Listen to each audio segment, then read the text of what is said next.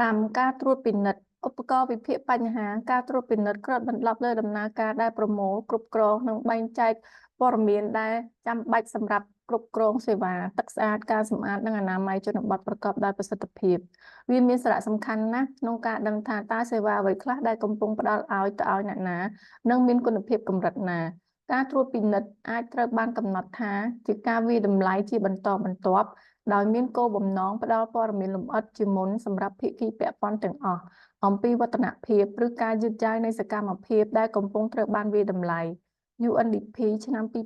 2002ការត្រួតពិនិត្យផ្ដល់នូវព័ត៌មានដែលចាំបាច់ដើម្បីធ្វើការសម្រេចចិត្តប្រកបដោយប្រសិទ្ធភាពមិនថាជារដ្ឋាភិបាលដៃគូអភិវឌ្ឍន៍ឬភាគីពាក់ព័ន្ធក្នុងសង្គមស៊ីវិលក៏ដោយហើយវាជាមូលដ្ឋានសម្រាប់ការធានាបាននូវការផ្ដល់សេវាទឹកស្អាតការសម្អាតនិងអនាម័យជនបទឲ្យបានត្រឹមត្រូវព័ត៌មានបច្ចុប្បន្នភាពមានសារៈសំខាន់សម្រាប់ការធ្វើឲ្យប្រសើរឡើងទាំងការគ្រប់គ្រងប្រចាំថ្ងៃនៃសេវាផ្គត់ផ្គង់ទឹកស្អាតការសម្អាតនិងអនាម័យជនបទនិងគោលនយោបាយរយៈពេលវែងឬមានសេចក្តីសម្រេចពាក់ព័ន្ធនឹងការវិនិយោគ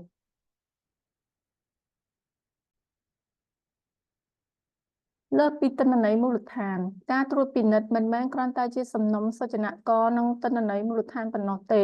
វាជាវិធីសាស្ត្រជាប្រព័ន្ធសម្រាប់បង្កើតទិន្នន័យវិភាគនិងប្រើប្រាស់ដើម្បីជាមូលដ្ឋានសម្រាប់សកម្មភាពនិងការសម្រេចចិត្តក្នុងកម្រិតផ្សេងៗគ្នាឧទាហរណ៍កម្រិតសហគមន៍កម្រិតក្រោមជាតិកម្រិតថ្នាក់ជាតិនិងអន្តរជាតិការត្រួតពិនិត្យទាមទារឲ្យមានការសម្របសម្រួលពីគ្រប់ភាគីពាក់ព័ន្ធទាំងអស់និងក្នុងកម្រិតផ្សេងៗគ្នាហើយព័ត៌មានត្រូវការផ្លាស់ប្ដូរឲ្យស្របទៅតាមភាគីនិងកម្រិតនីមួយៗផងដែរដើម្បីសម្រេចបានកិច្ចការនេះប្រព័ន្ធត្រួតពិនិត្យសេវាផ្គត់ផ្គង់ទឹកស្អាតការសម្អាតនិងអនាម័យជនបទត្រូវផ្ដល់ព័ត៌មានដល់ដៃគូពាក់ព័ន្ធឲ្យបានទូលំទូលាយដែលពួកគេដើរតួយ៉ាងសំខាន់ក្នុងការផ្ដល់សេវាទឹកស្អាតការសម្អាតនិងអនាម័យជនបទឲ្យដំណើរការបានប្រកបដោយប្រសិទ្ធភាពការនេះរួមបញ្ចូលទាំងរដ្ឋាភិបាលថ្នាក់ជាតិក្រោមជាតិនៃដៃគូអភិវឌ្ឍន៍និងសង្គមស៊ីវិលប្រព័ន្ធត្រួតពិនិត្យដែលខ្លាំងរួមមានសមាសភាពដូចខាងក្រោម1ការត្រួតពិនិត្យត្រូវដាក់បញ្ចូលក្នុងស្ថាប័នជាតិដែលទទួលខុសត្រូវក្នុងការអនុវត្តការងារធ្វើសកម្មភាពប្រកបដោយលទ្ធផលនិងមានគណនេយ្យភាពចំពោះកិច្ចការទាំងនេះ2ប្រព័ន្ធត្រួតពិនិត្យដែលខ្លាំងត្រូវមានការរៀបចំស្ថាប័នច្បាស់លាស់ជាមួយនឹងសមត្ថភាពហិរញ្ញវត្ថុនិងធនធានមនុស្សជាទូទៅដំណើរការនេះមានន័យថាជាការរៀបចំដែលស្ថាប័នវិស័យឲ្យមានការចែករំលែកការចំណាយក្នុងការត្រួតពិនិត្យហើយមានយន្តការដែលបានបង្កើតដូចជាអំណាចផ្លូវច្បាប់និងការលើកទឹកចិត្តដែលជំរុញឲ្យមានការអនុវត្តការត្រួតពិនិត្យ3ត្រូវមានប្រព័ន្ធព័ត៌មានដែលរួមបញ្ចូលទាំងសុចនាករការស្ទង់មតិបច្ចេកវិទ្យាព័ត៌មាននិងទំនាក់ទំនងសម្រាប់ប្រមូលនិងរក្សាទុកទិន្នន័យ4ក្របខ័ណ្ឌត្រួតពិនិត្យដែលមានការណែនាំសម្រាប់កម្រិតនីមួយៗសម្រាប់ការគ្រប់គ្រងនិងការប្រើប្រាស់ទិន្នន័យប្រកបដោយប្រសិទ្ធភាព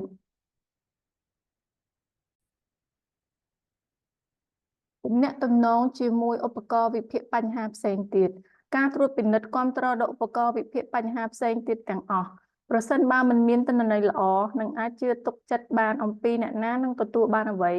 ហើយផ្នែកណាខ្លះនៃខ្សែចង្វាក់ដល់សេវាដែលកំពុងដំណើរការនោះនឹងមិនអាចមានសកម្មភាពដែលមានប្រសិទ្ធភាពដើម្បីកែសម្រួល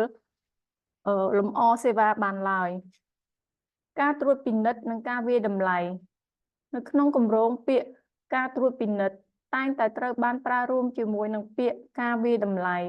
ឧទាហរណ៍ការត្រួតពិនិត្យនិងវាយតម្លៃការវាយតម្លៃគឺជាដំណើរការពិនិត្យជាប្រព័ន្ធនិងមានគោលបំណងច្បាស់លាស់ដែលពាក់ព័ន្ធនឹងប្រសិទ្ធភាពប្រសិទ្ធផលនិងផលចាស់នៃសកម្មភាពនានា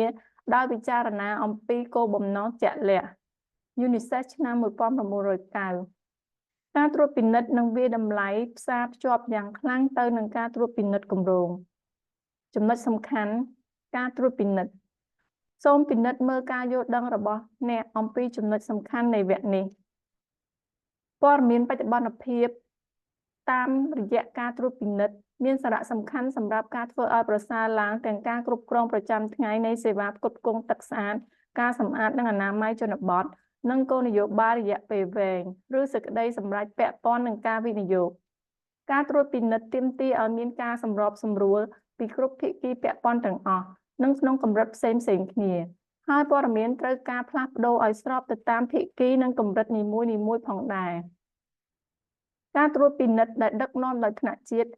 មិនមានន័យថាគ្រាន់តែជាប្រព័ន្ធត្រួតពិនិត្យតែមួយនោះទេ